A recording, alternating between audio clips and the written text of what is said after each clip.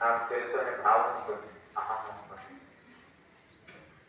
చెప్పిన వెంటనే చేస్తే శ్రద్ధ ఉంటుంది, తర్వాత చేస్తే అశ్రద్ధ ఉంటుంది. సాయి వ్రతం కాబట్టి శ్రద్ధగా చెప్పింది చెప్పినప్పుడు చేస్తే చక్కటి ఫలితం. అంటే మీరు చేసే పూజలో మీరు చూసే శ్రద్ధాభక్తులను బట్టే ఫలితం ఉంటుందన్నమాట. ఒక ముని తపస్సు చేస్తే ఎటువంటి ఫలితాలు ఉంటాయో ఈ పూజ ద్వారా నువ్వు శ్రద్ధతో భక్తితో నియమనిష్టలు అంటారు. నియమనిష్టలు అంటే ఏకాగ్రతగా చేయాలి. చేసే పని ఏదైనా ఏకాగ్రతగా చేస్తే ఫలితం